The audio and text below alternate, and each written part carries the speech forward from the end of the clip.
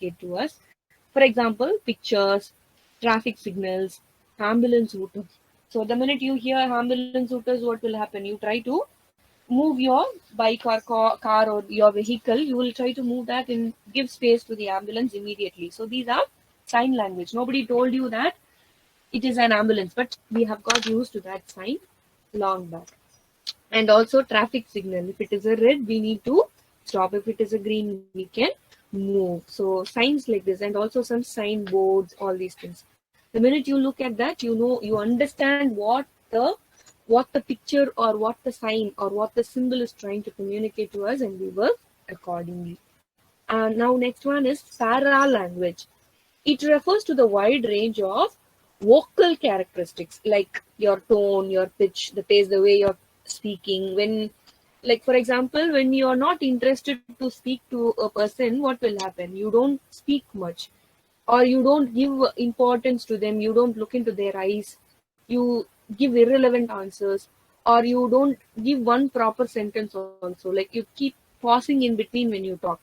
You will not have a proper tone or pitch while you communicate, or you remain quiet trying to communicate that you are not interested to talk to them, something like that. It is paralanguage. Through the means of your voice, you tell others that whether you are intended to talk at that place or whether you are not interested to talk.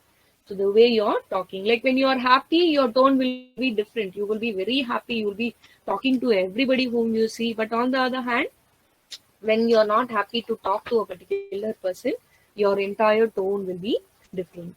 So generally, it is the important part of the message that should be delivered with a proper pitch. For example, I will take our culture as an example. When you are your parents, when they are going to invite your relatives for your brother or sister's marriage, how will they have to invite them? They'll have to invite them by conveying a lot of happiness.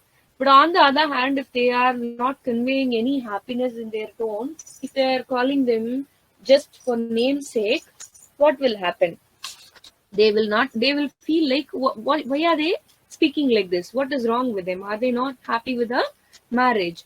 So happiness, marriage are often associated with happiness. So if you are not expressing that happiness there, definitely you are conveying that you are not happy about doing something, or whether it can be vice versa as well. You are happy about doing something. That is called para language. So also silence is very, very important. When you are quiet in some places also, that communicates a lot. Either you are not interested to speak something there, or you are not ready to convey that you have in your mind. It is very much evident in your face itself, depending upon the situation. And next we have artifactual communication. Artifactual communication, what do you mean by that? It includes the appearance, physical setting, color, dress, and accessories that we are wearing. So, dressing confidently is also very, very important. So, when you are not dressing up well for a good occasion, it tells others that you are unhappy about attending that program. Okay, when you are not dressed up, for example, like there are a lot of girls who dress up very well when they come to their college, but one fine day they will not be happy, they will not be ready to dress up well. So it is very much evident in their face or dressing style itself, the accessory that they are wearing. They will not wear their kajal, all those things. It is evident they are trying to convey that they are not happy. They were tired, they were not interested to come to the college, they were forced to do so, or something like that. So dressing up appropriately relevant to the situation, showing your personality, all these things come under this artifactual communication. So the very look, somebody is looking at you and they find out what kind of person you are. It is called artifactual communication. Nextly, we have proximus. Proximus means it refers to the distance between people as you interact. Okay, that differs depend upon the situation or relation, culture, intimacy. For example, in our culture, like men and women, they don't shake hands immediately. But on the other hand, we have the habit of saying namaste. But on the other hand, westernized country, men and women, they'll have to, they like when they meet someone new, they give a firm handshake. That is their culture. That is very, very important. So for them in their culture. So it depends upon that. And also among relatives, the distance that we are maintaining when we talk, something like that. All those things come under. It is more related to the cultural part. For example, when you want to sit next to your mother, a boy baby or girl baby, anybody for that matter, when you want to sit next to your mother or father, he will sit very naturally. But when that comes to a different uncle who has recently come from somewhere, we don't go and sit immediately there. That shows that we are not very close to them. So intimation, okay, like if it is a close person, we sit to them, we only give around 6 to 18 inches and we talk to them. But it is a personal distance, for example, to with friends, until and unless you have enough space to stand, like we will not stick to each other and talk, isn't it? Like if you don't have a BBA, you must be very much familiar, because you have the strength is very high and the benches would be very much sufficient for you. But when you go to classes with smaller strength, you will find only 2 to 3 people sitting in a bench. But when it comes to BBA, BCom and all, like how many of you sit in a bench? Four of There's a us, ma'am. maximum. 4 or 5, ma'am. 7 to 6 feet. 4 or 5, yeah. But when it comes to students with less strength in maths or some other sections like that, they sit at times they sit one in a row, two in a row, three in a row, not more than that. So that shows the intimate distance one individual has to follow, depending upon the people and the close feeling. Like some people, they have the habit of sitting next to their close friend only, and they don't give much space. Also, they like to sit that way. That is also there. That comes. All those things come under proxemics. Now, next topic we have is chronomics. Chronomics is the study of time. Time perception includes punctuality and willingness to wait and the duration of interaction. For example, like during your class hours, you are talking to your teacher and you are asking a lot of doubts. She's there inside your class and she's there to clear your doubts. That's understood. You can talk to her only until the next hour, because she has a different clause or she has other words at the end of that hour. So you cannot talk to her the entire day, isn't it? So you need to know how to maintain time. Okay, so I'm giving example because these are familiar examples for you. So there are a lot to your parents also. Like if they ask you to do some work and if they are allotting you to do it within 4 o'clock or 5 o'clock, they would expect you to complete it within that time. So you need to know how to maintain time and complete it on time. That is called chronomics. Next, lastly, we have body language, the most important non-verbal communication. So it is something very spontaneous and also very, very effective, since all of us know about this before so many years. Like something which we copied from our ancestors. It's not something that we got it from somebody and immediately it has started. Like we have started this rule, regulations, and all. It is something that we copied from our ancestors. Now, under body language, we have these things: facial expression, gestures, body language, posture, eye contact, and touch. So now let us see one by one. Facial expression. What do you mean by facial expression? Guys, what do you mean by facial expression? Yes. The facial expression, like one individual shows through their face. That is why we have this proverb saying, like, face is the index of mind. Whatever is there in your mind, it is expressed through your face. Like whether it can be, it must be happiness, sadness, anger, surprise, fear, disgust, or like it can be common among any culture. So it is not something like if you express anger or sadness or surprised expressions, like not that one community of people is not going to understand it. It is not like that at all. Okay. So the entire nation, entire world will be able to understand your facial expression. Like the moment you eat some food or something like that also, like when you are eating, with your facial expression, your mother or anybody who's providing you that food will be able to understand whether you like that food or not. Because our face is the clear expression of what we have in our mind. Next, gestures. Gestures are something very, very common in our life. We use it like without our knowledge itself, we keep using it. We speak, we show our hand, we tell them when you want to your mother to take something from the table, we point out that. We ask them, please bring that, please give me this. So if we say that, gestures play a predominant role there. So like it expresses your opinion as well. Like if you like when you get a box of sweet filled with different sweets, you prefer to take one, or if you are not interested to place your hand inside the sweet box and take it, what would you say? You would ask the other person, tell him that I like this sweet, I want you to take this and give it to me. So in that way also we will point at that particular thing which we are interested. So like there's one example here. So gestures, the meaning of gestures or like not like facial expression, gestures have same meaning. Gestures differ from one place to another. For example, in America, if you make this sign when you want to say something, when you're happy and content, when you're satisfied, like if you show a sign of hand, for example, let us make it as thumbs up. Thumbs up, if I say that it means I'm very happy, it is very good, I'm contented. But in some country it is not the same. Like they are okay with it, it's not that they feel it is the best, they are okay with it, they need more improvement in that.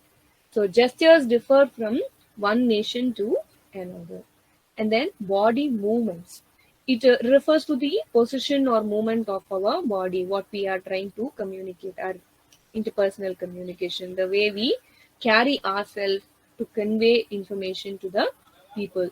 So when people are involved and interested, what will happen? The speaker will be able to take them. Like for example, when I'm talking, like it happens in the seminar hall or something, when you're swayed by the speaker's speech, we totally forget what we are doing. Like we will be sitting and listening to them as though the person is carrying us somewhere. So that person's body movement also becomes so impressive to us, and the content that they are giving also plays a important role. And then next one is posture.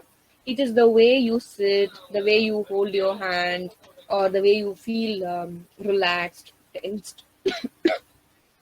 So, like it instructs other whether you're comfortably sitting or whether you're feeling difficult to sit there or insecurity, or you want someone close to you to make you feel comfortable, something like that. So postures will inform others what kind of feelings you have sitting in that place. Again, eye contact is also very, very important, where like without when somebody is asking you something, when you respond to them without looking at their eyes, it means you are not interested to talk to them, or you are busy with something more important than talking to them. So it can be like they might find it difficult to understand it if they are not close to you.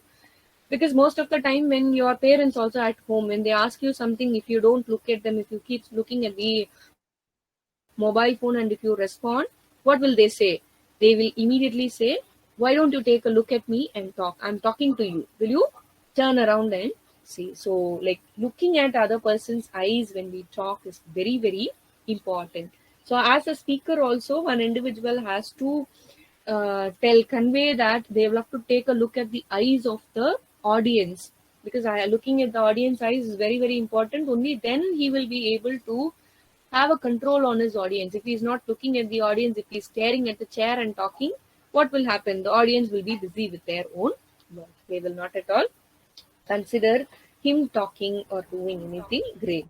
Ma'am, I am a doubt, Now, ma'am. yeah, please. Ma'am, it's tough for me. I have noticed many times, ma'am, it's tough for me to have eye contact with some other Stop while talking, ma'am. It's so difficult to have eye contact with them, ma'am. Fine, I'll give you a solution for this. The biggest problem when you're struggling to have eye contact is that you are feeling inferior. That is the biggest problem. So you will have to try talking to yourself looking at the mirror. Okay. So like if you have this as a practice and you keep telling yourself every time when you want to change some habit which you have been trained all these years, it is difficult. I don't say no to it. So you need to train yourself in such a way like you nobody is inferior to anybody. So like if you're not ready to talk to another person looking at his eyes, which means you're feeling less confident. You're not you think that the other person is superior to me. I might make some mistake. I might be wrong. So all these negative thoughts has to be removed in the first place. So if you are Okay, having ma'am. these negative thoughts, it is difficult for you to look at other person's eye and speak.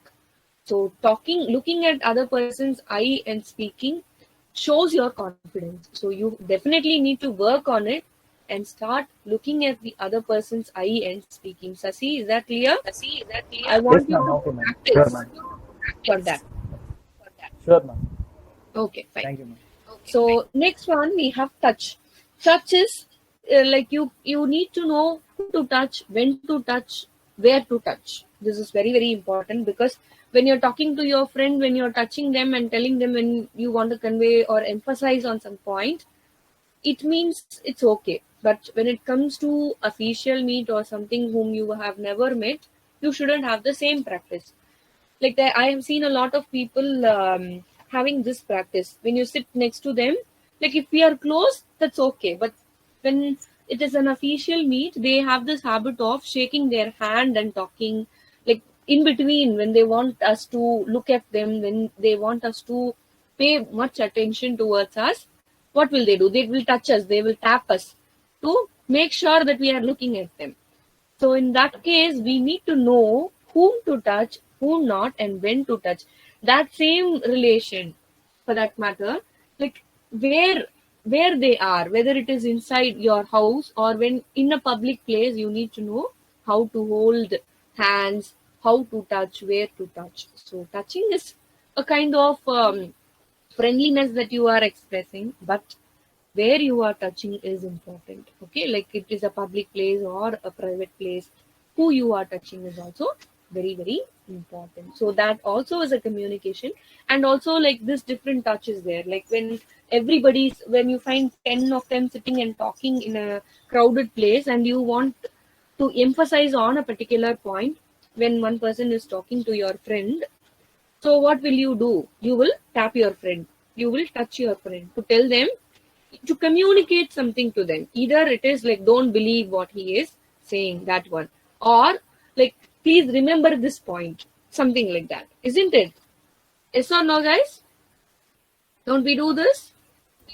Yes, ma'am. Yeah, like we have this habit. This also differs from one place to another, one country to another. That differs from individual to individual.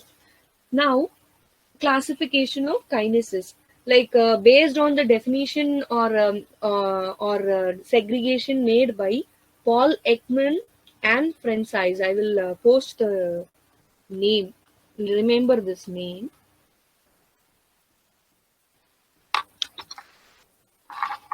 Paul Ekman.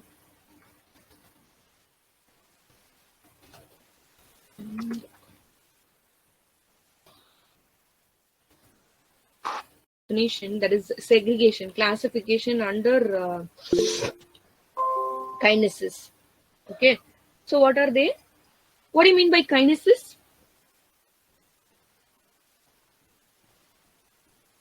What do you mean by kindnesses, guys?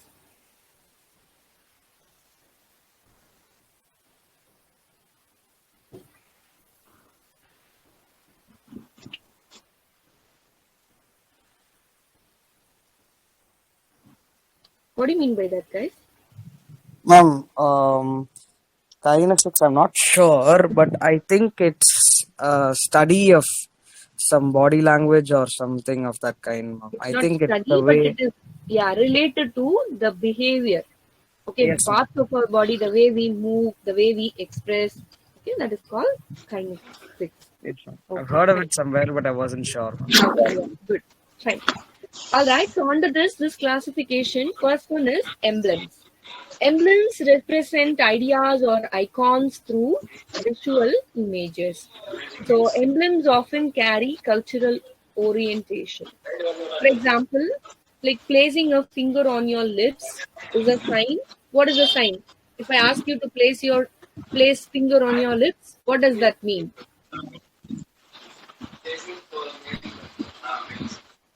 Yeah, good.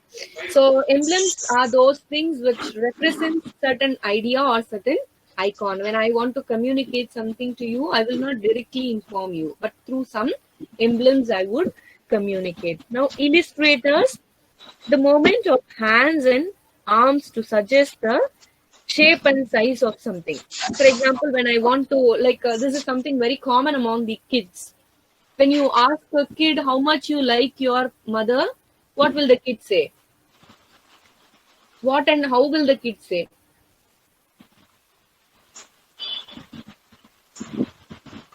What will the kid say, ma?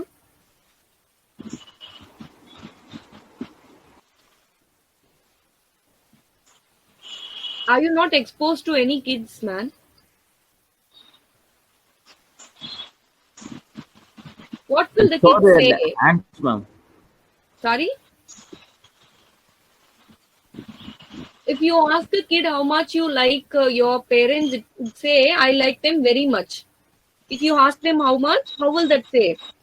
The kid would open his arms and try to, it will open a broad hand, try to say, I like them this much, isn't it?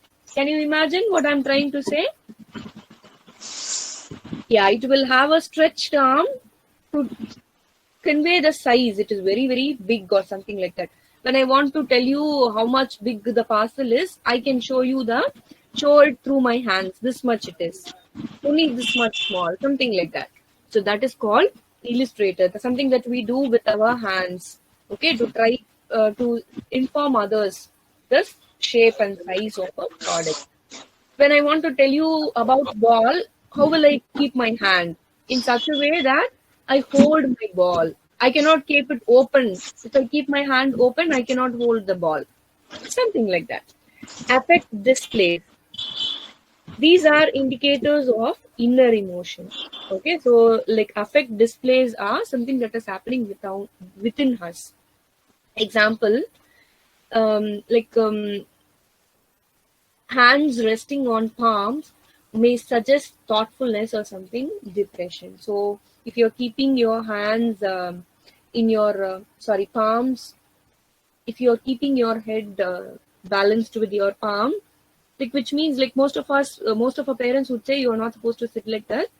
But if we sit like that, what does it denote? It denotes that we are probably thinking about something or something is wrong with us, something like that. So affect displays, like through the activity that we are performing, the other person will be able to understand our emotion, whether we are happy. If you keep laughing, looking at something without knowing, if you respond to something which is totally irrelevant, and if you keep laughing, what will the others understand? They will understand that you are extremely happy, not ready to accept or believe the present situation at all. Something like that. That falls under affect displays. Then we have regulators. So regulators are non-verbal clues that control the flow of conversation between.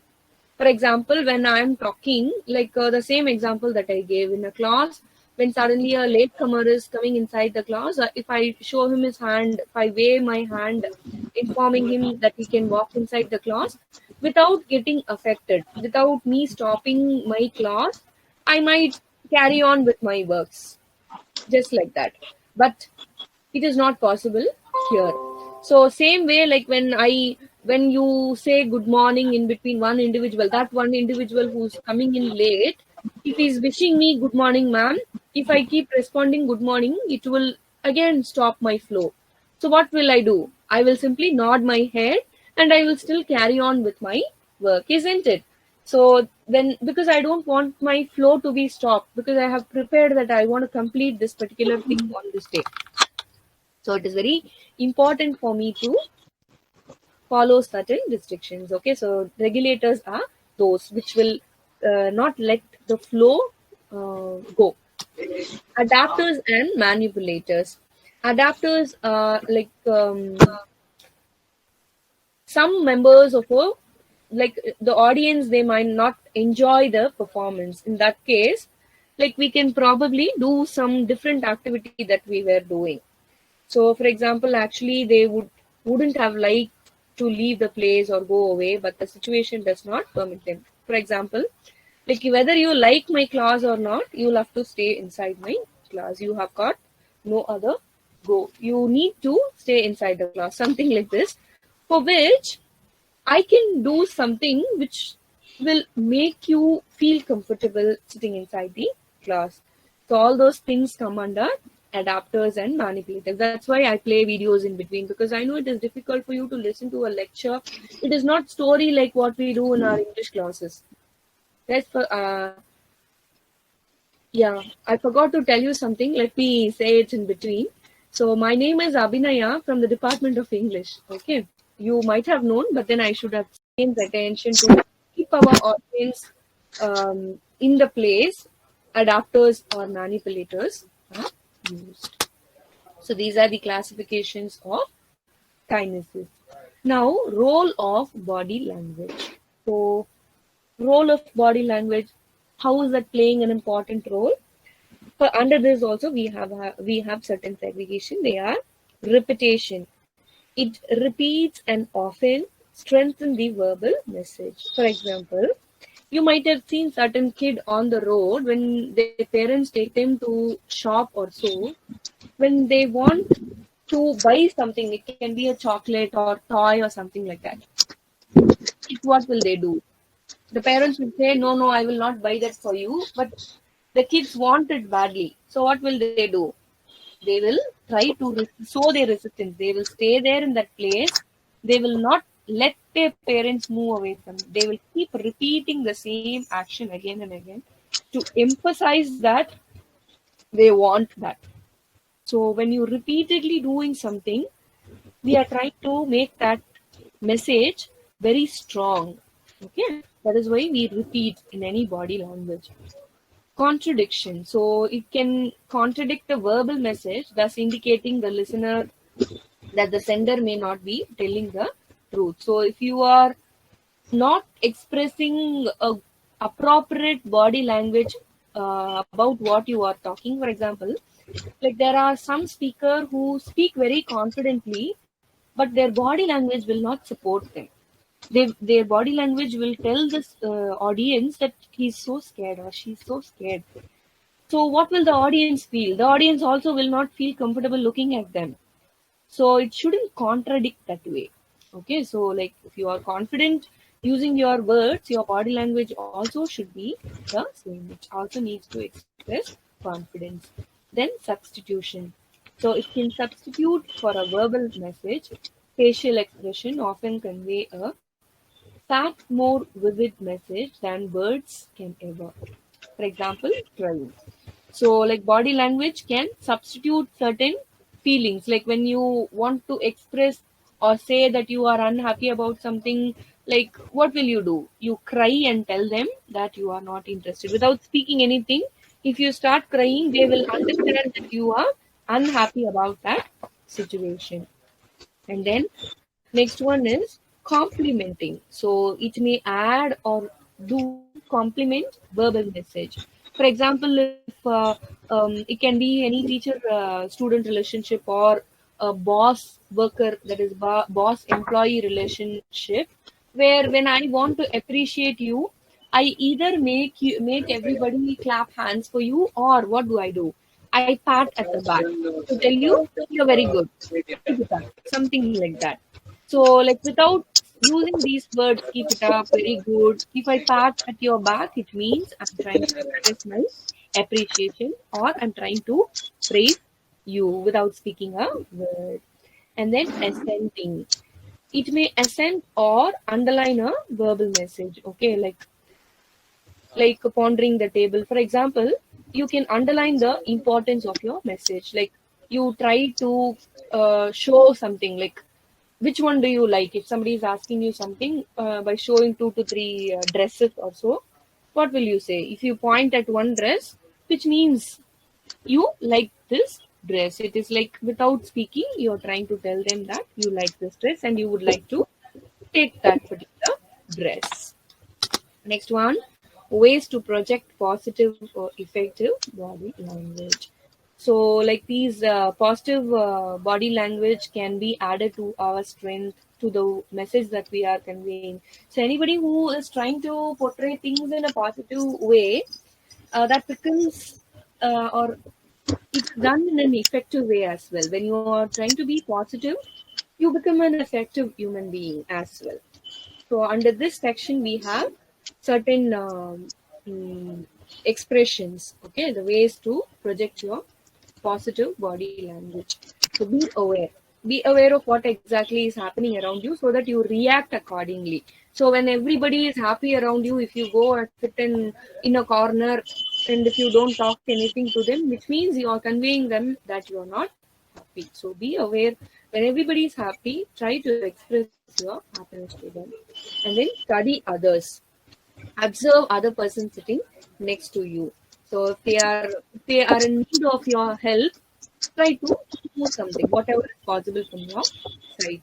Try to confidence post. So like if only even though you have a great knowledge about yourself, about the subject that you have dealt in, without confidence, if you are expressing anything that you know very well, it is not going to be highlighted at all. So you need to have this confidence when you are sitting or talking.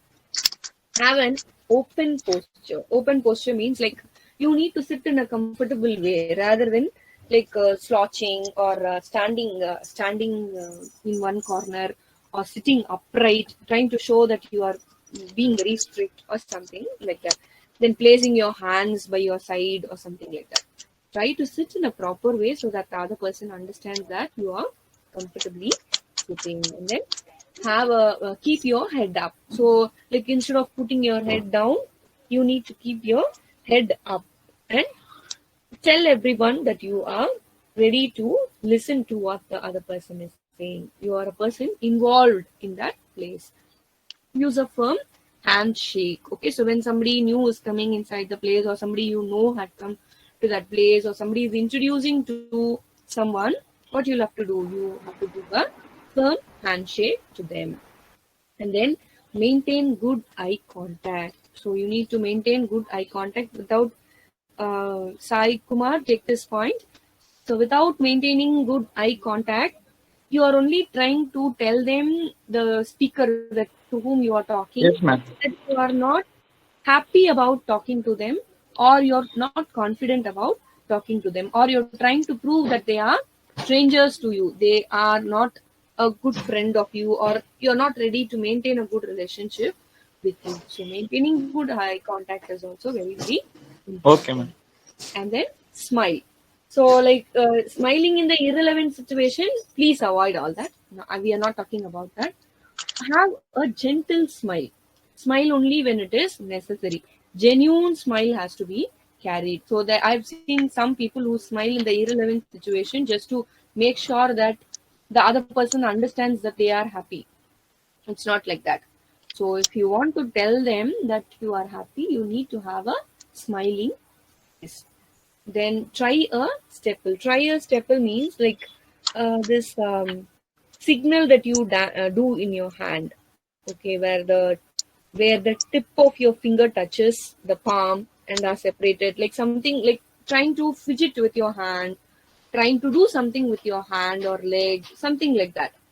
When you do that, it kind of gives a negative image. So try not to do all these things. Okay, like behave in a normal way.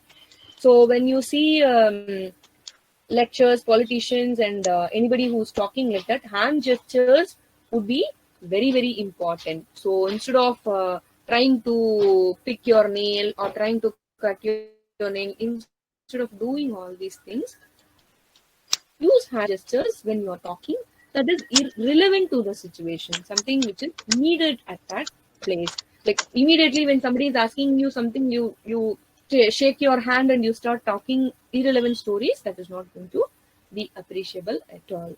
Keep your palms open, facing upward. Okay, palms open, facing upward means like you should place your hands in such a way that your facing it upward shows confidence. Okay, like if you are placing it in a closed manner, it shows that you are lacking in confidence or you're not comfortable in that place. So you should place it upward. Then you'll have to nod whenever it is necessary. When somebody is talking, it's kind of shows that you are listening to what the person is speaking. Mirror the other person. So you'll have to take a look at other person, whoever, whatever is happening, whoever is there, and face the speaker. So whoever is speaking has to be taken good care. You'll have to look at them to understand, because he will also be communicating a lot of body language gestures. So if only you listen to his talking, you will not be able to understand the entire story of what he is trying to say. So you have to look at them when they are speaking. Breathe properly. So breathe properly means like there are some people who, when they get tensed, they will drink water. Keep yourself patient. You will have to talk to someone who's sitting next to you to make you feel relaxed. So breathe properly, and then do relaxation or meditate. Groom yourself. Like if you think you are a person who gets tensed or scared immediately, you'll have to do this. Practice this meditation. You'll have to relax yourself. Groom yourself. You'll have to dress up well whenever it is necessary, wherever you are going. That is very, very important. So you will have to practice proper hygienic methodologies. So you need to know how to dress up well pertaining to the place that you are traveling. Then work out. If you want to keep your body healthy, you'll have to do exercise regularly. Like you can do yoga, meditation, something like that. And then wear fitted, clean, and well pressed clothes. So dressing also, like whatever you're wearing, not only it must be appropriate to the situation, but also it must be suitable for your own body. Okay, like if you are wearing too, if it is very loose for you to wear it, such dresses should be avoided. And then polish your shoes, or if it is a slipper, wear clean ones. Okay, like don't walk in with dirty slippers inside any.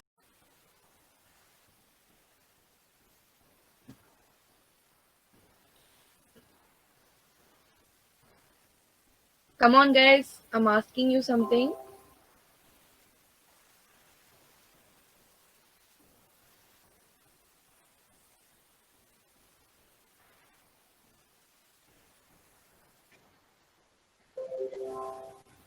How do you present yourself? You mean to say about you yourself as an individual? Is it so, guys? It's like taking a seminar for huge people. You have to present our body language in Yeah, good. In a way, what we said was right. Like what it is, just that whatever we are preparing, we present. That is what we have in presentation skills. And yes, any other observation related to this topic, presentation skills?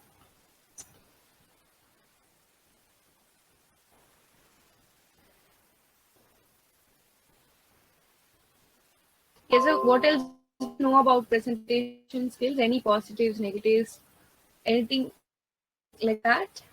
Ma'am, Yeah. presentation skills, if we have presentation skills, we'll be able to present a video or something like on PPT clearly, ma'am. Okay, Without fine. stammering, Good. we might be using fluent English, ma'am. Okay, good. So communication is an exemption. Like language, you need to be strong. Only then you can proceed with any other activities like this. So presentation skills. Why is that we always ask you to do presentation in our class, like part of your internal assessment also? like most of the teachers, we force you to do presentation because if not, like maybe we encourage you to do that even if you think it is not like you are not going to present it in a proper way. We want you to do that so that we can correct the error that you are making. We want you to do good presentation so that, because definitely when you step outside or that you enter into your professional life, at least once in your life or many a times, if you are like whatever job you choosing, depending upon that, you might be need to do presentation for your clients or at times to show it to your higher officials as well. So there, like you here, you people give excuses, but there you cannot do that. So here also, like when you do your presentation, you have to, like it would be better if you prepare some PPT or something like that. Preparing PPT will be one part of your assignment. So you have to concentrate a lot in this and use all the inputs that you gain through this session as a like so that you can prepare a better PPT and submit.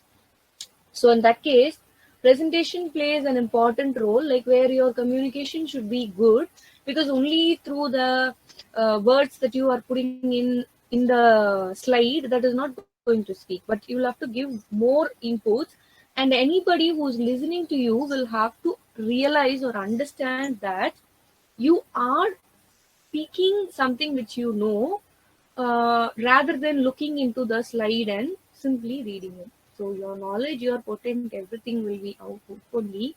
You make the speaker realize that it is uh, you have good knowledge, like fully you have good communication skill as well as included all the inputs which is necessary to prepare a slide that is there.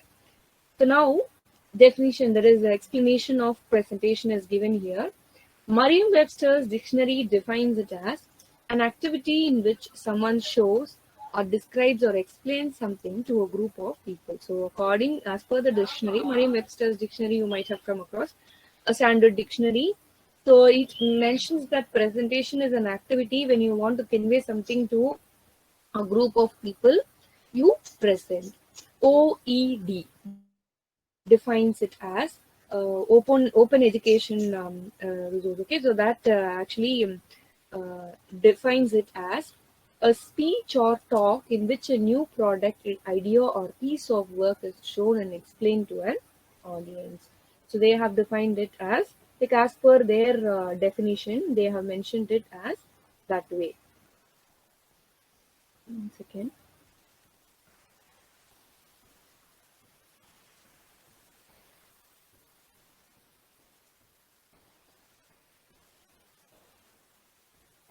Okay, fine. So, like a speech or talk in which a new product, idea, or piece of work is shown and explained to an audience. That is as per Oxford Dictionary. Oxford English Dictionary explains it that way. Like when you talk or express something, your idea, the input that you are giving, that you can give. A presentation is a process of dissemination, a topic or information to an audience. So like it can be a, like when I want to convey something, like I can even do it without doing any PPT or something like that. When I talk to you monotonously without showing you any kind of like having a blank screen in front of you, that will not make the class more interesting. So to make it more interesting, we have this PPT evolved so much. Okay. So the presentation is the process of disseminating a topic. Like either like I have to give you a lot of information, and also like the doubts relating to the topic has to be clarified. A demonstration, okay, an introduction, a lecture or speech meant to inform, persuade, inspire, motivate, or to build goodwill or to present a new idea or product. So it is not only related to studies or when it comes to your company's profit or something like that. It is not only related to that, but also when it comes to when a company is launching a new product or something like that. In that case also, we have to present the product to the people. How do we present it? through advertisements, through posters, something like that. Through that mean we can introduce the product to the customers, and once they get used to it, like same like presentation. Why do I present to you? Because I want you to gain knowledge about a particular topic. Same way, like when a company is launching a product, they want you to know that there is a company or there is a brand like this. So same way, like we also do the same. Like we want them to realize or understand what we are trying to say, what products we have, something to your client, you do it. Or when your higher official wants to see, for example, the company's growth or something like that. In that case, you will have to do presentation. It is essential that one should possess clarity regarding the purpose of presentation. So like maybe the presentation is done for different purpose, but before we begin, why are we doing presentation? Why are we doing presentation, guys? Why do I do presentation, and why do you do presentation? Guys, I'm asking you something. Are you there? For a better understanding. Good. To give a visualized structure to the client. Okay. Then Visual understanding, ma'am. visual understanding. Okay, good. Then Ma'am, come to convey the message. okay, great, good.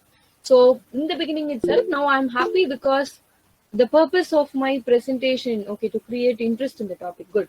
So my purpose is satisfied because I have made my point very clear. You all know why I'm presenting, what topic we are dealing with. So it has become a common norm why we are doing it. So we must first make the audience understand regarding what we are talking. The purpose of the presentation should be made clear in the first place itself. The 5 most commonly used types of presentation are as follow.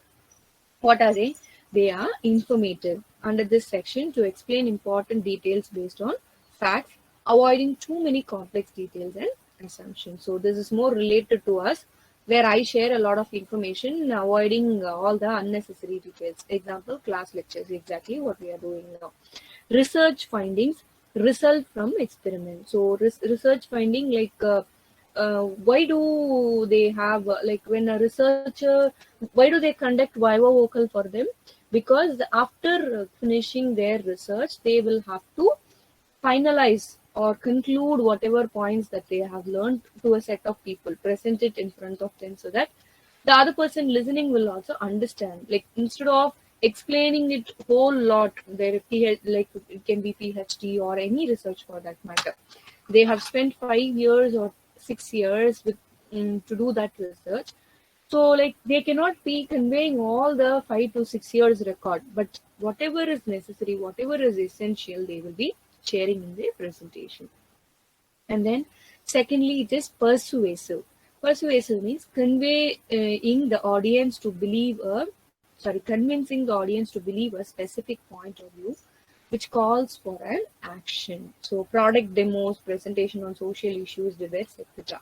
So like this we were also discussing, like when a company is launching a new product, they try to justify that it is a best product. They would do comparison, and they would try to contradict the other product which was released based on the same formula. They would say that compared to this product, our product is the best and it is cheaper. So they will try to convince by saying that, like trying to understand the specific point. And then presentation on social issues, debates, shows and all, what are they trying to say? Like each one of us have got our own perspective and we fight for our own point. So all these things come under persuasive. Now next, instructional. Instruction is to provide instructions such as regarding a process or the use of product, which is usually longer, as they require demonstration and detailed explanation of each aspect of the topic. For example, when you buy a product, you will have this tutorial, like where they will be demonstrating giving a. Is it breaking? You're not able to hear me properly? No, ma'am, it's proper only, ma'am. Yeah, ma'am. Low volume, ma'am. Is it so for Volume everybody? low. No, ma'am. No, ma'am. No, And ma'am. then In audio. if It's audible. please check your connection then, ma. I'm sorry. Okay, fine. Yeah, based on that, like we have free demos on certain products in order to know the entire condition of the machine or device. Okay, so then also it is employee-oriented presentation tutorial for using a software, explanation of a course syllabus, something like that. Like something which we have no idea about, but we get to know about it. Something like that. Instructions. It will have a lot of instruction to use or move on with that product, or it can be anything.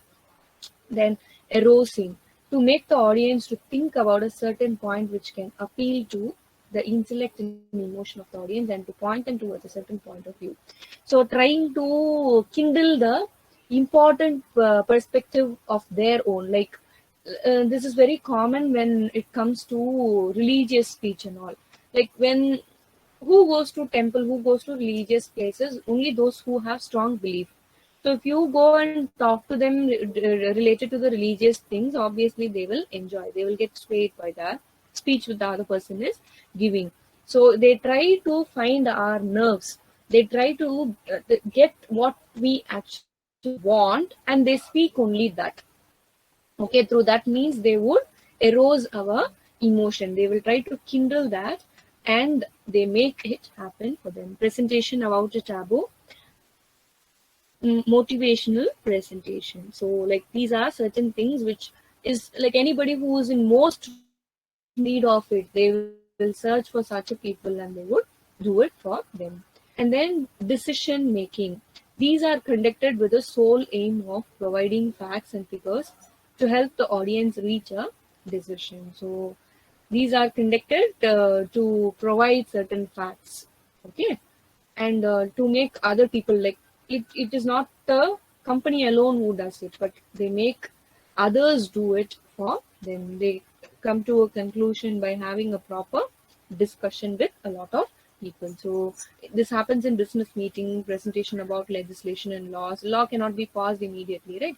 If only you try to show your hatred towards something, they would say both positives and negatives would be discussed, and later they will be coming to a proper conclusion. A SWOT analysis presentation exists. SWOT is done both for an individual as well as a for a concern. In that case, like why do they do it? Because they wanted to see improvement. So if they want to make any decision, this all these things are done.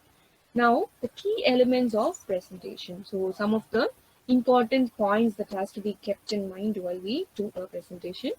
The context, knowing about audience, place, time, purpose, technical aids. Okay, context is like first you will have to decide your topic, what you have decided, and then you will have to find out whom you are going to address. Whether you are going to talk to kids less than 10 years old, or you're going to talk to people, adult people who are less than 20 years old, or you're going to talk to people who are more than 50 plus, something like that.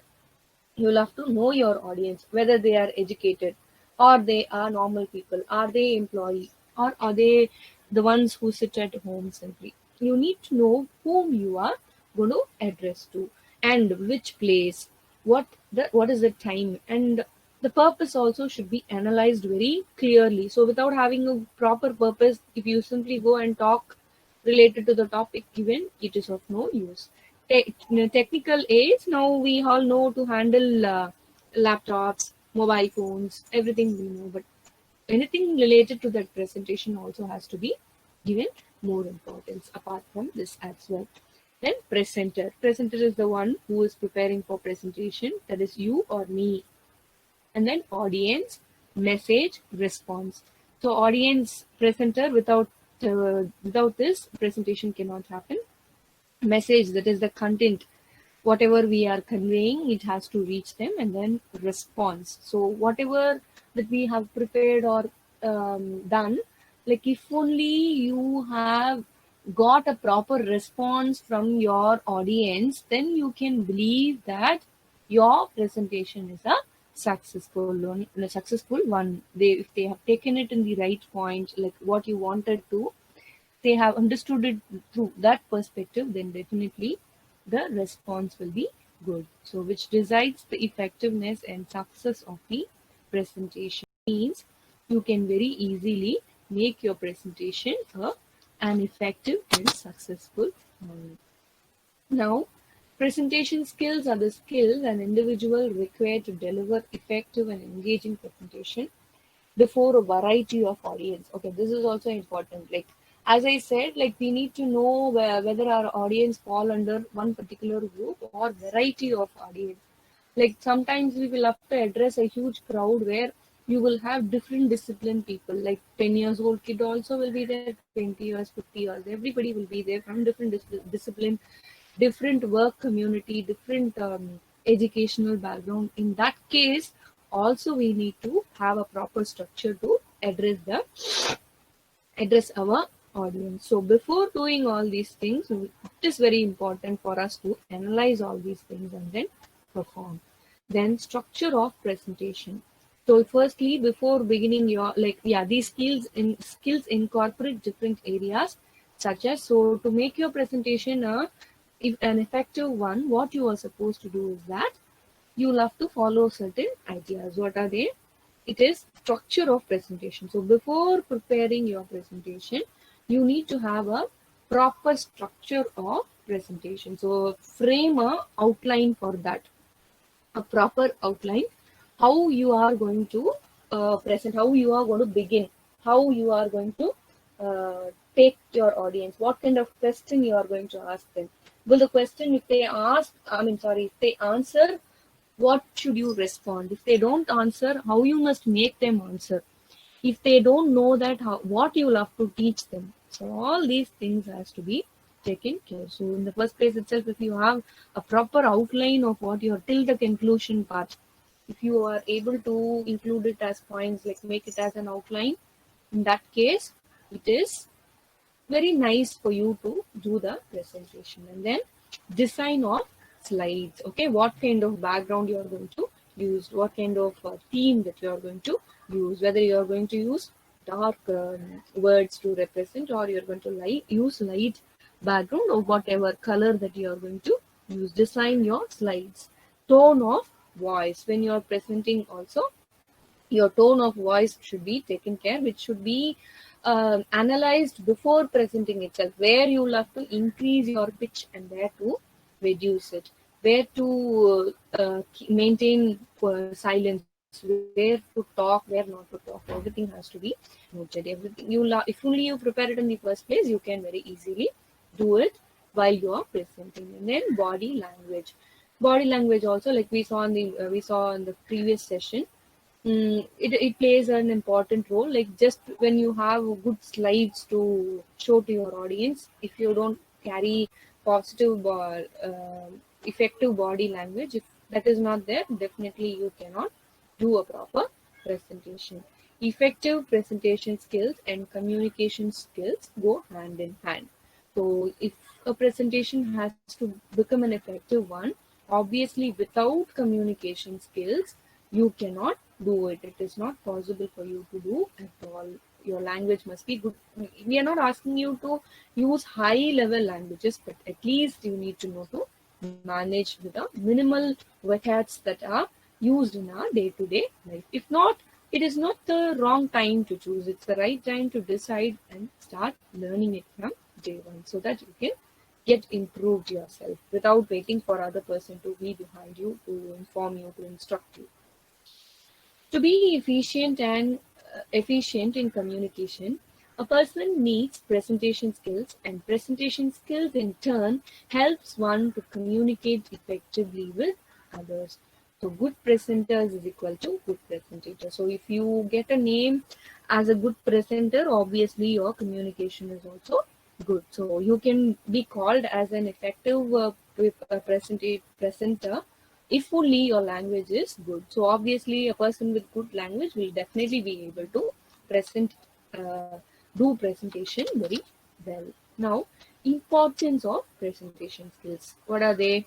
Like if you have excelled yourself in these skills like presentation, what will be the good deeds that you will get? uplifts the confidence level, ensures individual success, bestows reverence and recognition. So uplifts your confidence naturally when you have excelled in a particular field, and everybody is appreciating you. Definitely, what will happen? Your confidence level will increase. Then individual success, like you needn't wait for another person to uh, guide you in things, because you have got to learn it yourself out of your own experience. That is also there. So bestow reverence and recognition, everybody would feel like learning a lot of things from you. They want to talk to you, they want to be your friend, so that like if, if that is happening, which means you are you are going to become a recognized person. Make an edge over competition, promotes career advancement. So edge over competition, everybody who is competing with you, like if only you challenge them, they would like to take you as your competitor. Otherwise, if you are less talented, they wouldn't prefer you as their competitor at all.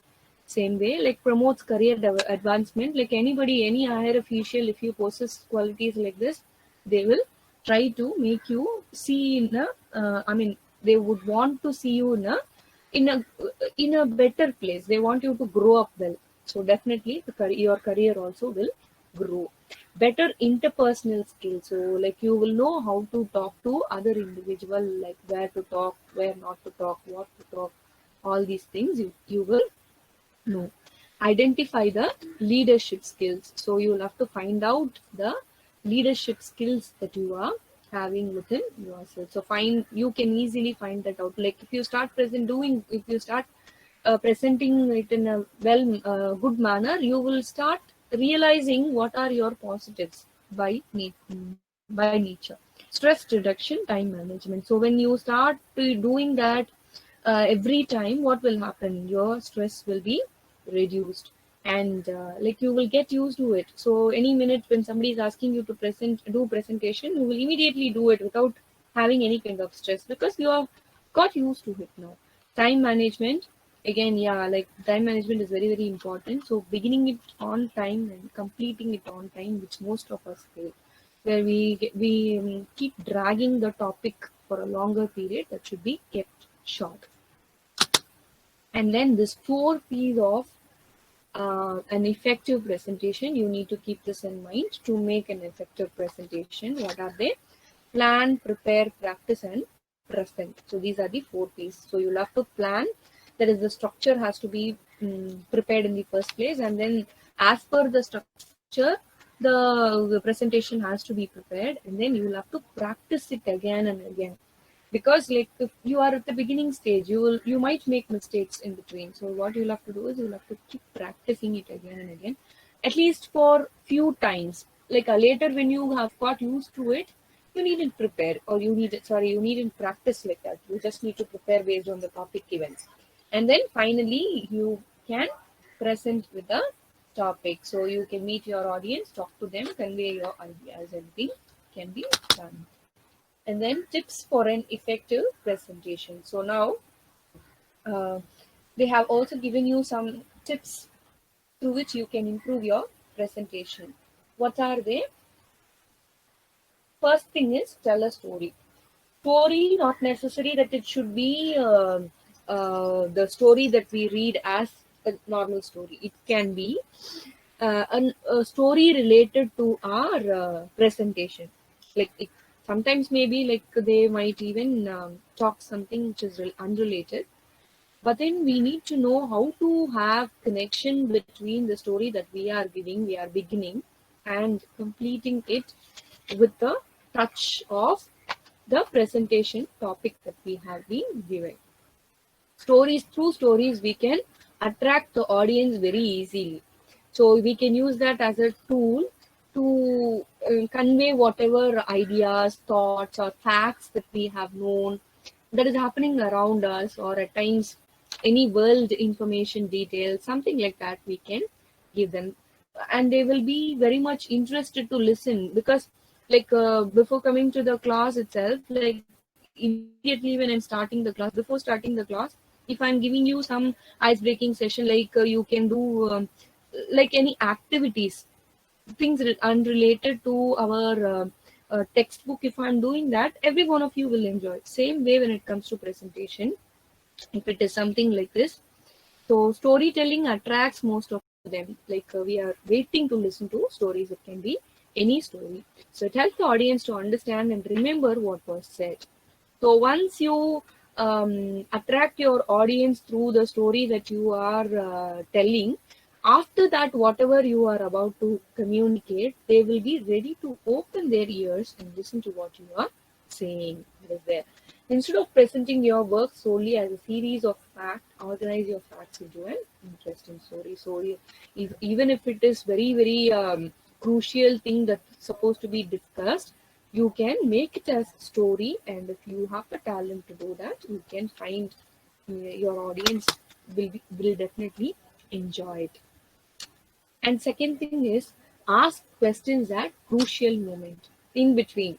Like when everybody is so sincere, when they are feeling sleepy, or when they are getting deviated, when they are getting bored, something like that. You can analyze that from their face itself. It's very easy.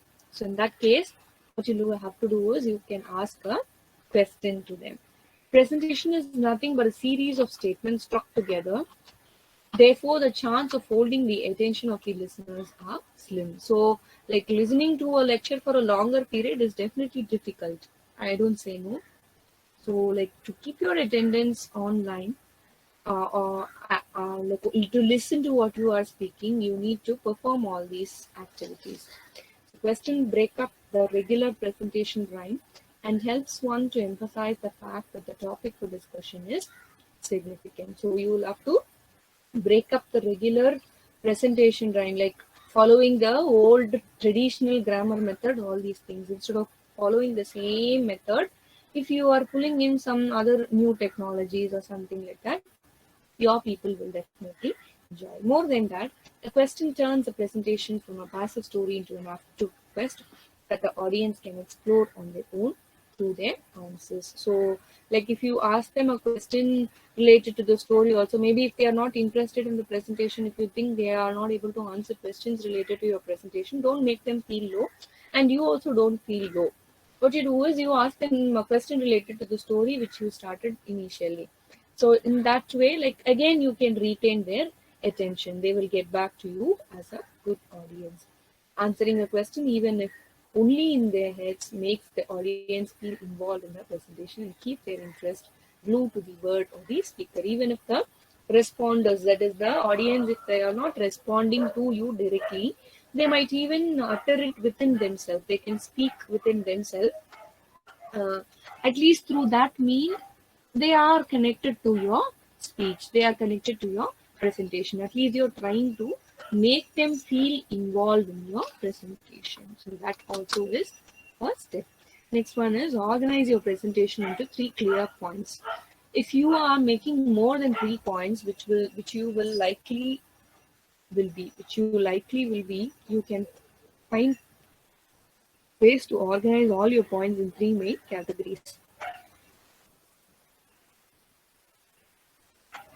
Excuse me. So this is how you will have to segregate your points under 3 divisions, 3 categories. What are they? The way you can easily address and summarize the gist of your presentation at the end. That is introduction, then the summary part of it, and then the conclusion. So this is how you can segregate it into 3 categories. And with that, if you keep explaining it that way, then you can very easily remember points as well as make your audience understand it clearly. Then practice humor. This is again another important point. Like if you keep talking about one topic for a longer period without having any no change in the tone, something like that, if it is happening like that, what will happen? The people will feel bored. They will be sleeping. So you can crack jokes in between so that they will laugh. They will realize where they are. They will get back to you easily. Humor works to break the ice between you and your audience.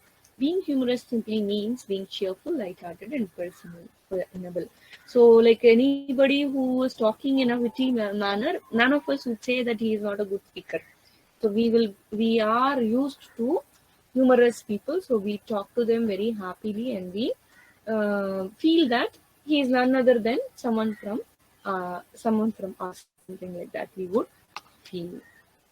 It helps to put everyone at ease and encourage the audience to be well disposed towards you, and it also helps open people up to the idea you're offering in presentation. So, like most of the people, since they like humor, they would like to bring in some more humorous point they have, and they try to connect it to the point that you are talking. Design your PowerPoint for persuasion, not distraction. So it shouldn't have too many pictures, too many unnecessary details, too many bright colors, which are not letting the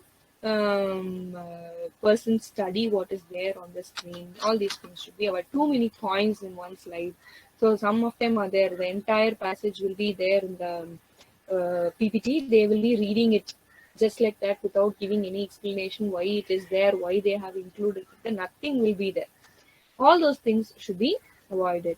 Design a PowerPoint with purpose, not with a motto to fill the empty wall behind you and the audience. So just because you have a lot of points to fill in doesn't mean that you can fill it with a lot of points in a slide. You should keep it very short and make it a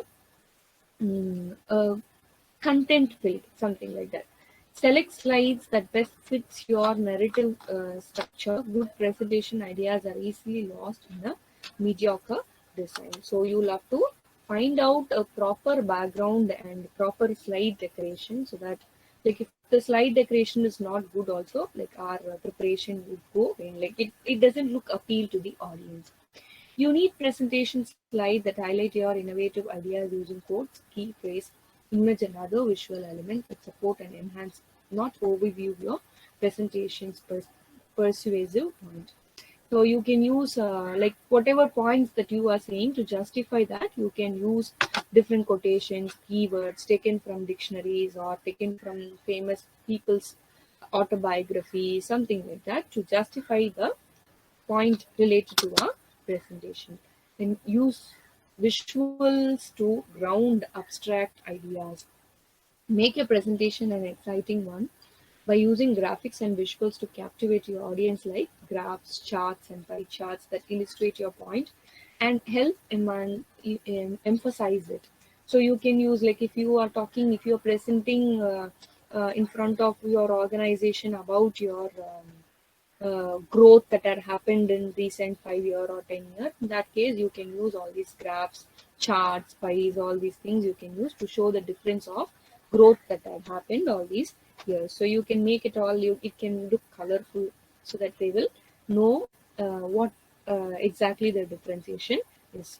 Also include the image that make an impact on the audience and make the gist of your argument memorable. So if you're using different types of images that attracts your audience, through that picture they will be able to remember it for a longer period. It helps bring the idea from the abstract domain of theory into the concrete domain of facts. So it will give you a lot of ideas related to your domain, means to your whatever is associated with you, the topic that is related to you, something like that.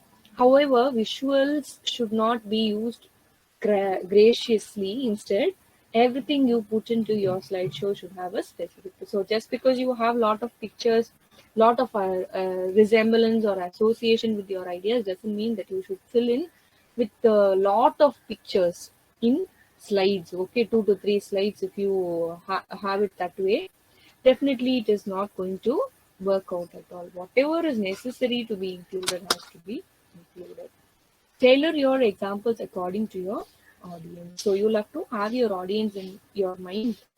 And if it is going to be young kids, so avoid vulgarity. So have all these things to your mind and examples. Another creative presentation idea is to personalize your talk to the specific audience you're talking to on each occasion. Another creative presentation is you will have to, whatever mistake that you are making, that you can correct it in the next session that you are about to handle. You have to think your points only based on the audience. So depending upon the situation, depending upon the occasion, you should cater your needs. whether it is a prospective client, an audience at a conference, or a potential investor, you can always adjust and personalize your presentation experience to the specific audience. So it can be someone who's an higher official, or it can be a client, it can be anybody. Same presentation, the topic, it might be same, but to whom you're supposed to talk about what points has to be discussed with the clients, what points has to be discussed with your manager, you need to know.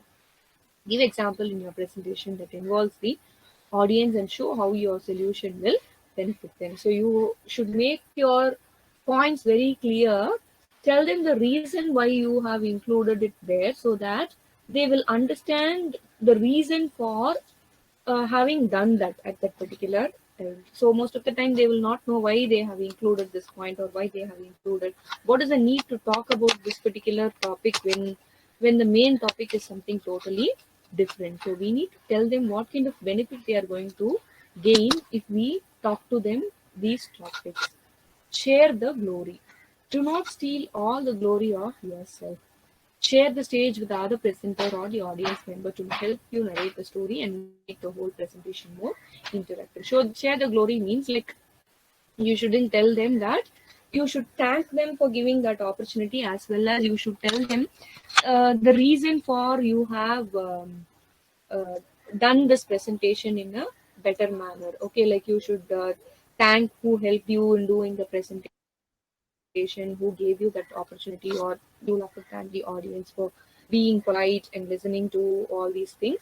It has to be done. You shouldn't say that I'm the only person for all these credit. All such things should be avoided.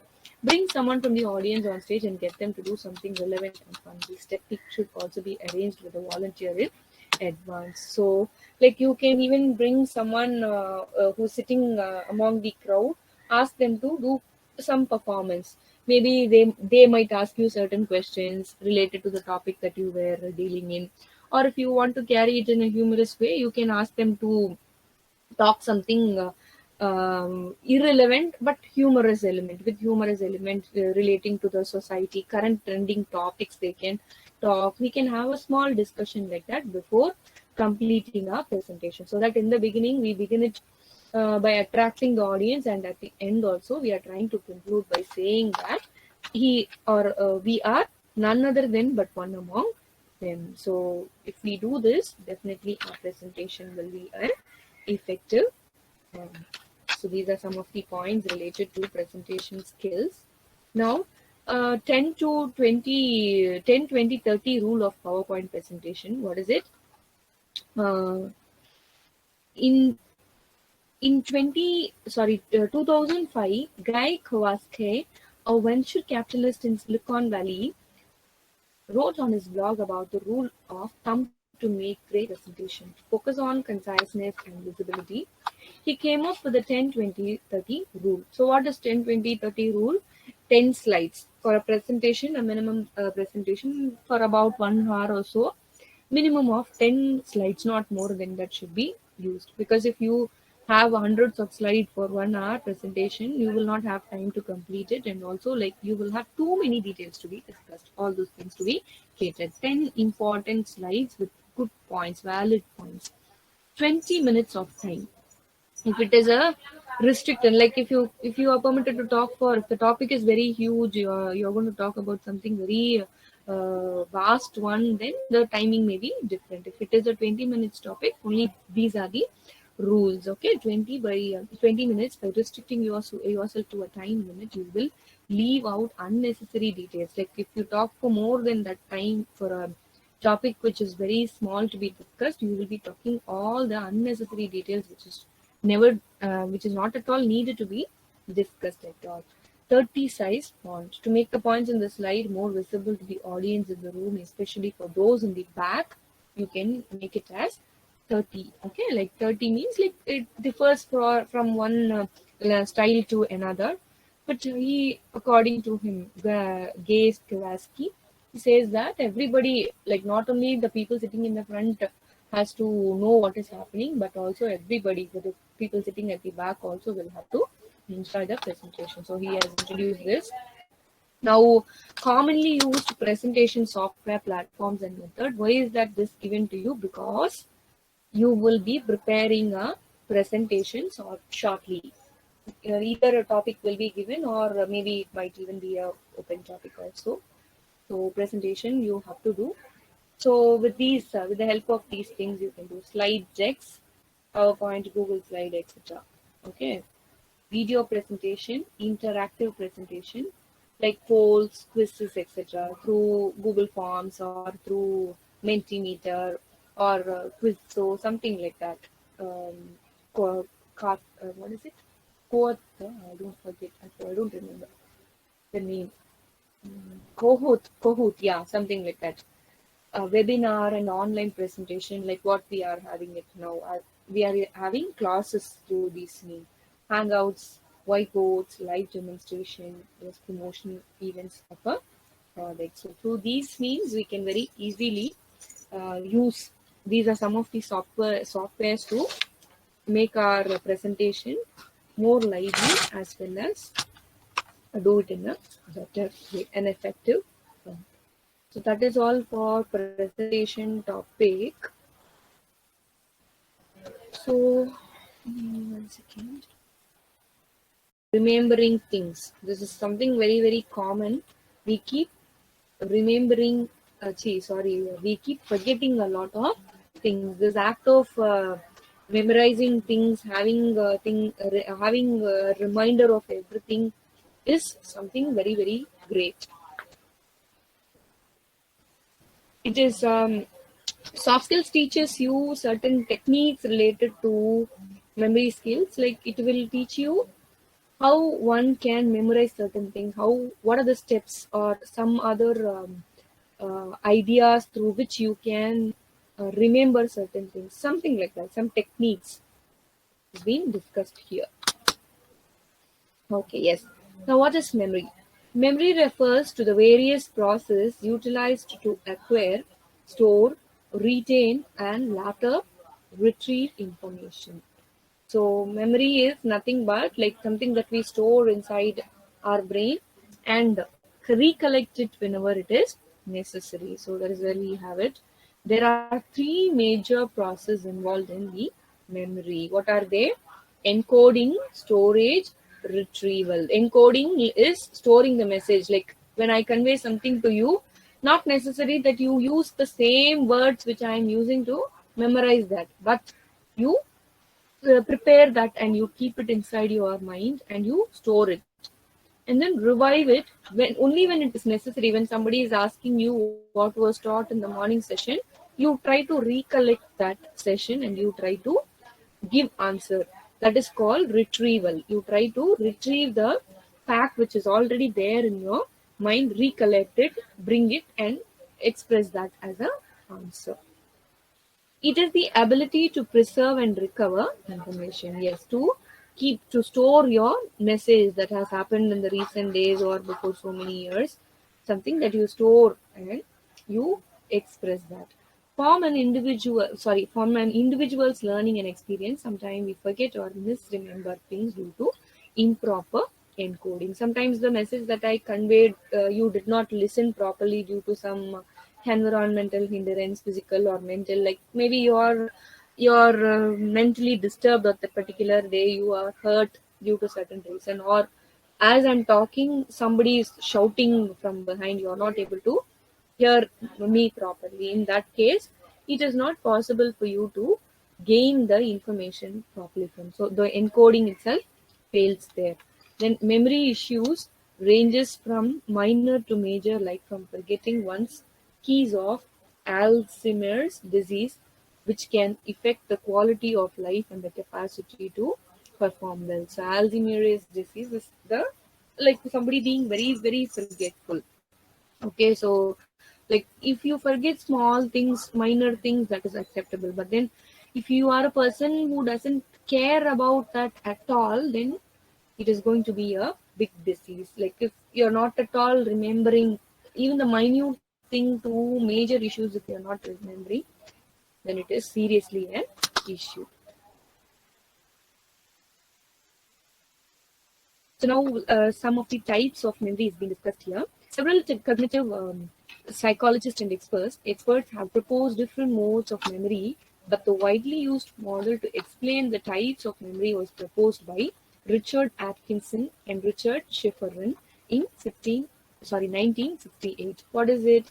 These both these psychologists, famous person Richard Atkinson and Richard Schifrin, both of them are very famous in their field. So they have released this model. This model asserts that the human memory has three separate components, namely, what is it? Sensory register, that is register or memory, sensory memory, short-term memory or working memory or active memory, long-term memory. So it is segregated in the sensory memory that you remember just like that. Like if you get hurt with something, you remember it at that particular time and you forget after some time, and you get hurt at the same place once again, like you are reminded about the pain, something like that. Short-term memory is something that you remember for a short period and you forget after 1 year or 6 months or 2 months, something like that. Long-term memory is something that you remember throughout your life. For example, sensory memory is related to the sense, our environment. Like it is often is allowed to pass to the second stage, that is called secondary memory. Something that you remember for few seconds. When I tell you a number, like we can take OTP as an example. We don't remember OTP and all, right? So you just need to take a look at that, type it, and then we forget. We don't remember that OTP for a longer period, something like that. Short-term memory is something that you remember it for some extra time, maybe 1 day, 1 hour, 2 hours, 2 weeks, 20 days, something like that. So it receives and holds the information from both sensory and long-term memory. In Freudian word, it can be called as the conscious mind, something that is stored but that is not expressed always known as active working memory, because it is at this stage the human brain decides whether to send it to the long-term memory or to discard it. So we will be in a process of thinking whether we have to keep this in the memory or we can forget this, something like this. Long-term memory is something that you keep in your mind. Whenever somebody is asking you anything related to that, you immediately give a response to that. For example, we learned A, B, C, D, all these things when we are very young, and we don't forget that in between, and we remember it throughout our life, something like that.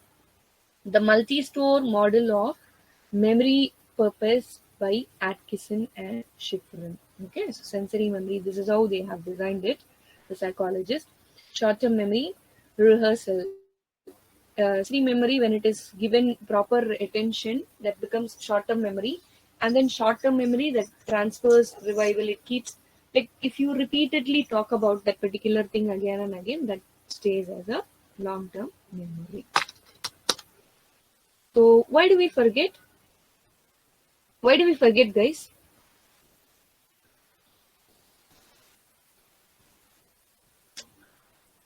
Guys, are you there? Yes, ma'am. Yes, ma'am. Yes. Why do we forget? Yes, ma'am. Yes, ma'am.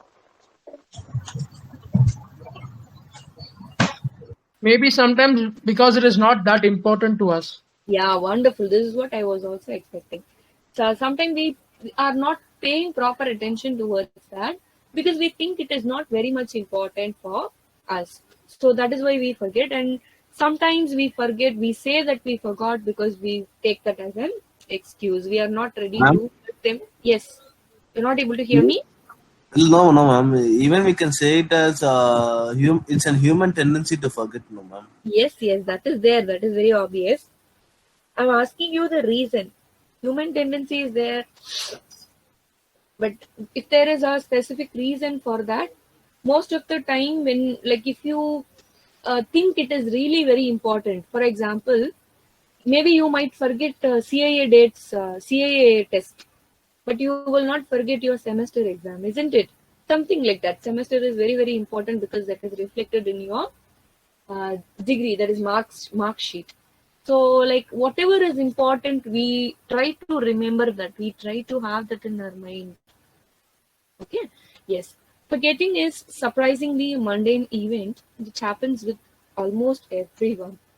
There are four basic reasons that explains why forgetting occurs. They are failure to store, interference, motivated forgetting, retrieval failure. So four basic reasons that explain why, what is the reason to forget. Failure to store means like we are not at all listening to that, it is not going inside our mind, that is why we are not remembering. Interference, motivational forget, motivated forgetting, revival failure, all these things happen by external forces. Like you want to remember but something else happens and you forget that, something like that, interference. Motivational forgetting, like you intend to forget, you are not ready to listen, or sorry, you're not interested to remember that at all, you want to forget about that particular incident or about something. Like retrieval failure, like we actually know about that, when somebody is telling you that you will be able to recollect it, but if I ask you that question you will not know. So retrieval failure, you will not be able to recollect it and give the appropriate answer. So these are some of the basic reasons why we forget. Maybe there are many more other too, but this is what it is.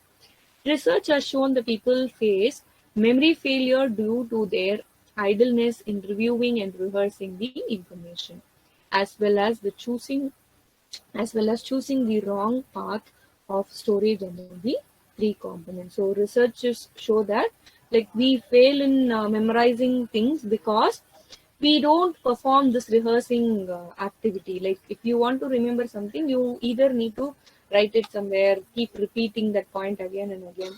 If we don't do that, we forget it. Ways to improve memory skills. So they have listed, they have also given you certain ideas how one can improve their memory skills. People with good memories are often seen as knowledgeable, smart, competent, and dependent. This is very, very known to everybody. So any person who has this ability to remember is seen as a great person. Like he has a wonderful memorizing capacity. So we will only look at that person and get astonished because he will be able to recollect anything. If you ask him, he would give answer perfectly. So such people are always appreciated. And there are many techniques you can use to develop your own ability to remember information and then recall it when you need it to establish yourself as a creative personality. And there are many more other techniques as well. So which you'll have to improve, you'll have to practice that again and again so that you can also excel your memory skills. Some of the ways, what are they? You'll have to be flexible. Try new learning style. For example, this is common among grown-up people. So all these years they were following a particular style. Suddenly, if you ask them to follow a different style, they will not be ready to accept that. They will not say that I'm ready to learn new things. They will be sticking to that old school, old thought of school, and they will not come out of it. So if you're not able to come out of it, you cannot learn anything new. So you need to be flexible, learn new things, make a list. So you'll have to, like it is something like a to-do list. Prepare that in a way that you organize your idea and you will be performing it as you have planned. So if you think you will forget it every now and then, you can prepare a list and you can have your ideas organized. Review, practice and review material. So you will have to practice. If you want to learn something or memorize something, you will have to read it again and again, practice it, review that. If you, by doing that, you can very easily have that in your mind. Get involved. So find an emotional connection to your work. When a work is allotted to you, assignment is given to you, be very cautious that you will have to submit it at the allotted time. So if you have that in your mind, you will not forget about your assignment and you will submit it on time as well. This is not only related to assignment. For you, it is assignment. For others, it is just their assigned work, something like that. Schedule. Be strategic about studying. So you will have to schedule it in such a way, like if you decide that every day 2 hours finalize a time 5 to 7 I will study. If you finalize that, and if only you perform that in the reputed time, allotted time, you will be able to succeed in that in the scheduled time. If not, it is not going to work out at all. Use a support. So create table, charts, and other aids as needed. So you can use all these supporting documents so that it looks attractive and also different for you to colorful. When it is colorful, it is not boring for you to take a look at it. Rephrase, use your own words to explain concept rather than highlighting other person's definition or something like that. When you want to memorize certain words or something like that, if you use your own concept, if you explain it in your own words, you can very easily memorize that instead of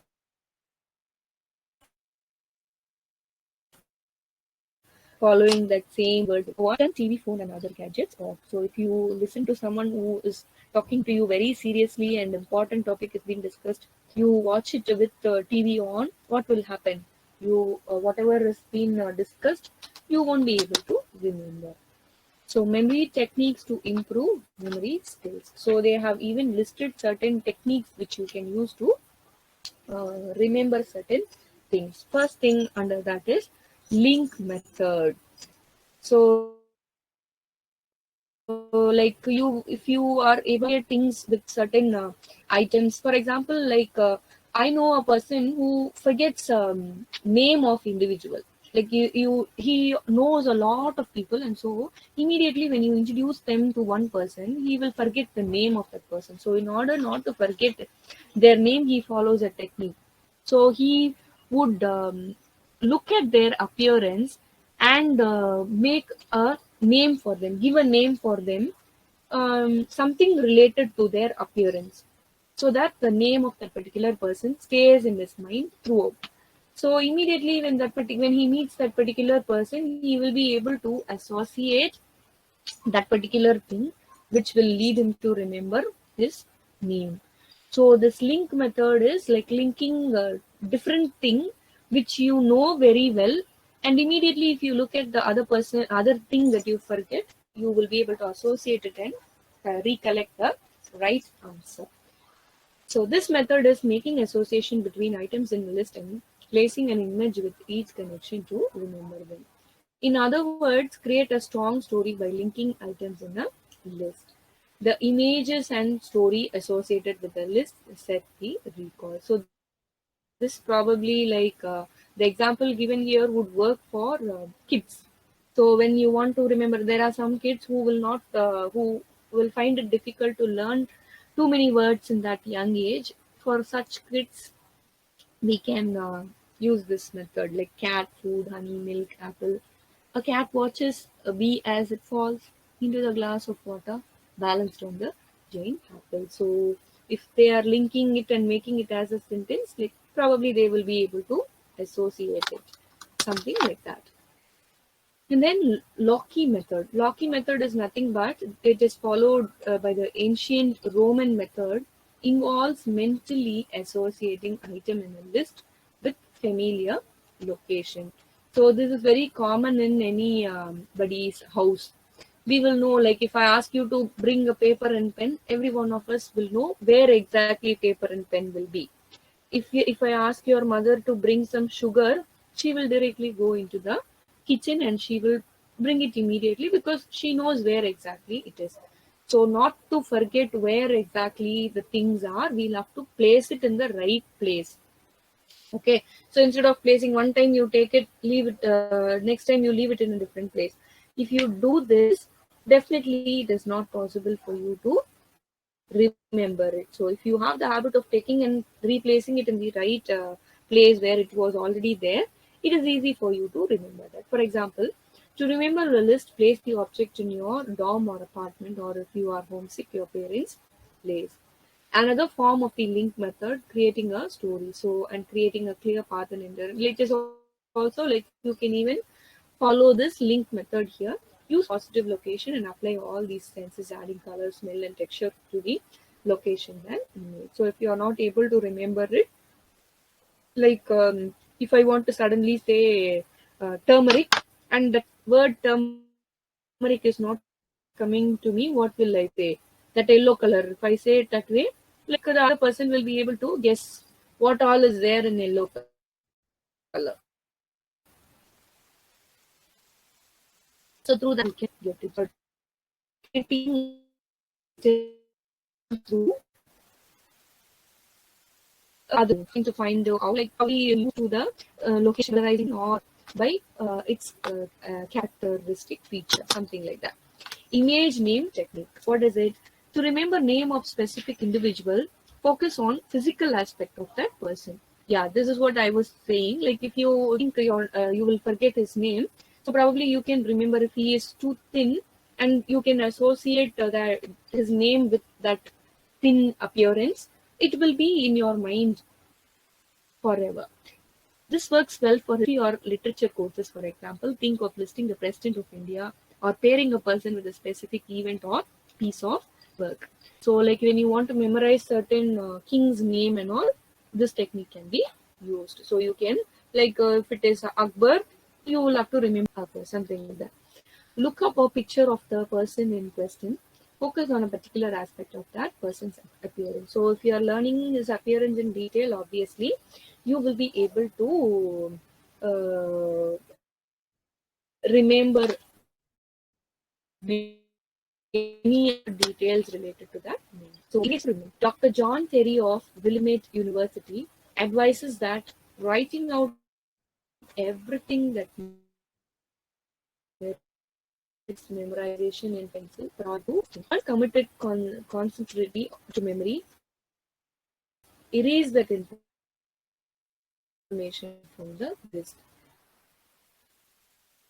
At the end of the expert video. So if you remember certain things, have to happen, and once entered in your mind, have the habit of erasing it. So if you erase it, what will happen?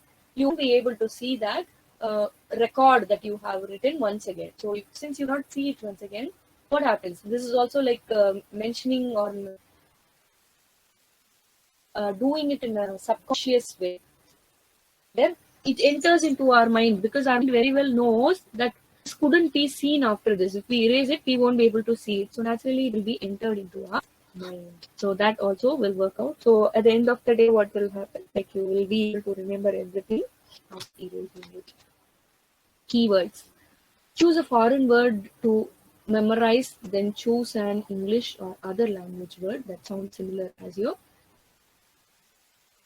keyword. So keywords you can use to memorize certain, but finally create an image that pairs the keyword with real meaning of the foreign word. So you can associate the meaning which the language that you already know. If you want to learn a foreign language, you can remember or you can connect it with the language which you already know.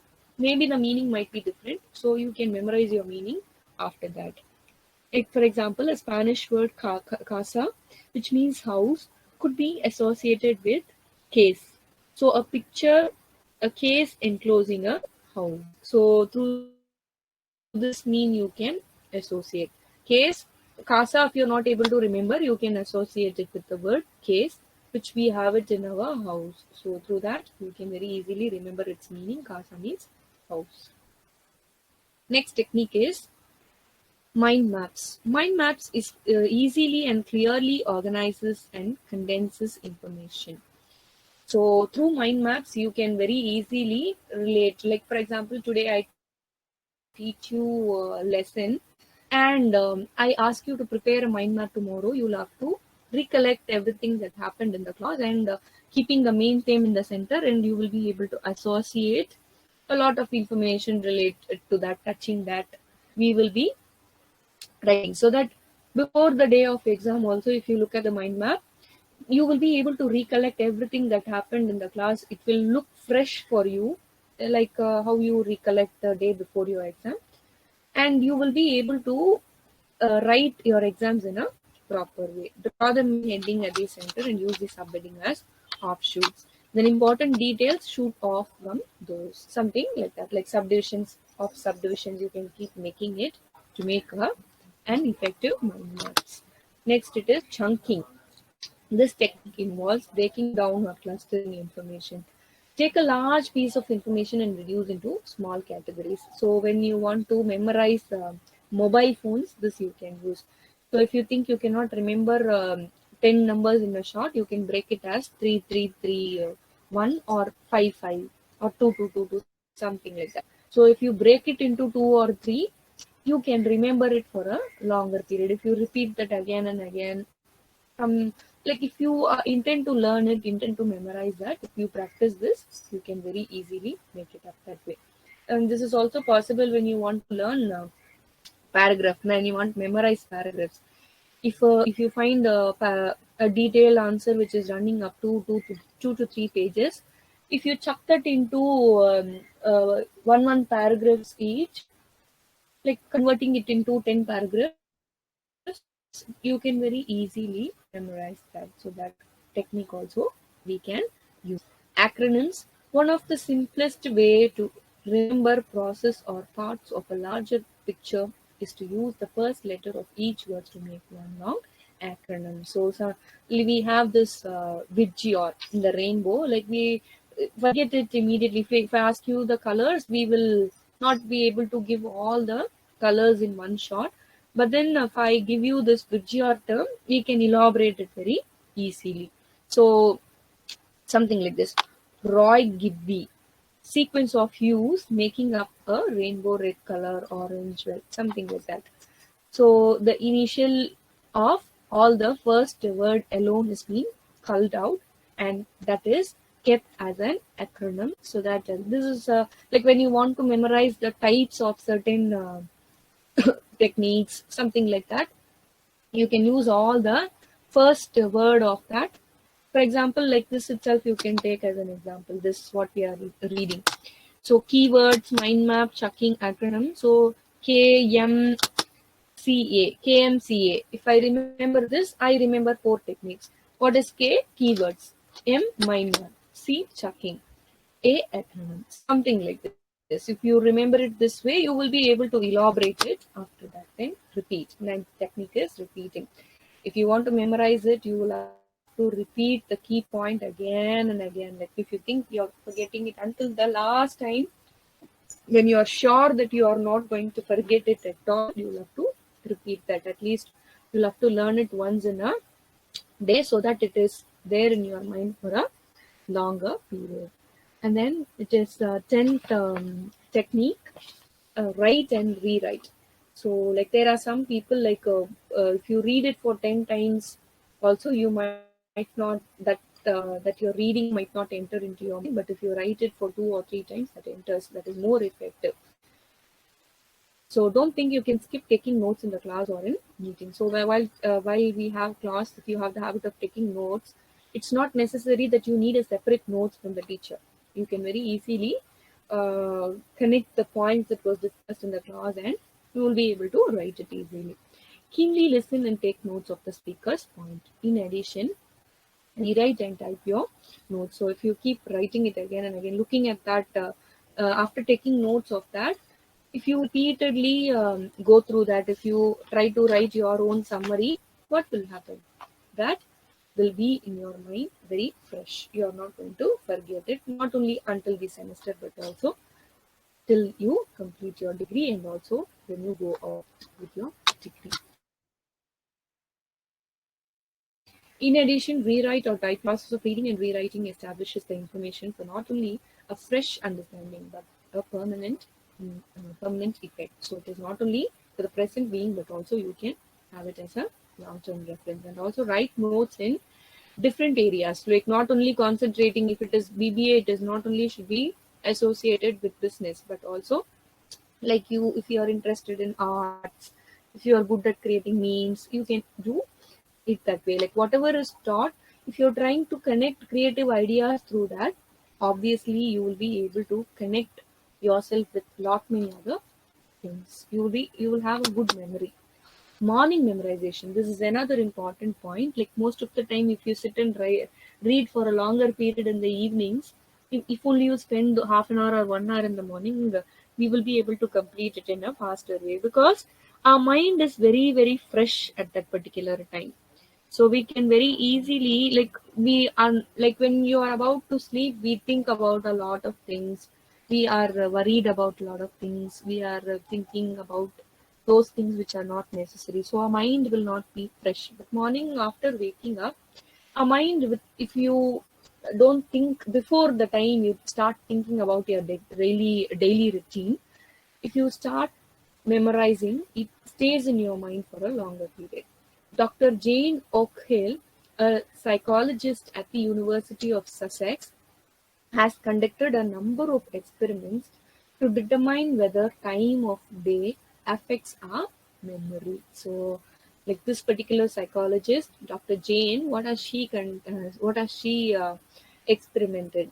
Time or day affects our memory. So this day, today, if I tell you something, today you will be able to remember everything. Tomorrow, you will remember few things that were discussed in the class. As days pass by, if I ask you what we discussed in the next week, if I ask you what was discussed in the previous class, you will be able to recollect some. But after 1 year or after 2 years, if I point out that, it is going to be very, very difficult for you to remember. She discovered that we process two types of memory, namely declarative and semantic. Declarative memory tasks, our ability to recall, extract details like name, place, dates, and fresh facts. So declarative, you will be able to remember all these things. However, in the afternoon, our brain is better at semantic memory tasks, our ability to integrate new information with what we already know and make it meaningful. So morning memory, you can recollect a lot of new things, and afternoon memory, you will be able to gather a lot of new information around you. So those things are gathered in the afternoon, after afternoon, or in the evening, you can recollect it very easily in the morning. In other words, the morning is best for researching information, and the afternoon is best for synthesizing and applying it. So morning, you can find a lot of new things, you can recollect a lot of new things. Afternoon, whatever is already available there, if you want to read a text, if you want to gather some new information, you can do that in the afternoon. Now, next one, last point which is not included here is combine multiple methods. Memory technique work most effectively when paired with another. Using image with songs with an acronym and devoting an undivided attention to the subject at the hand ensure a peaceful approach to big test. That is, like when you are not able to remember it under one method, don't make it as one method.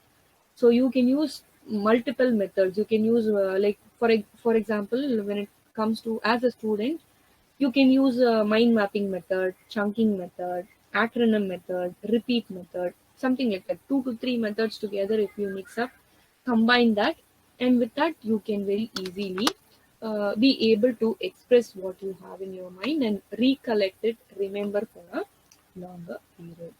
That is all we have related to memory skills. So now I want you to tell me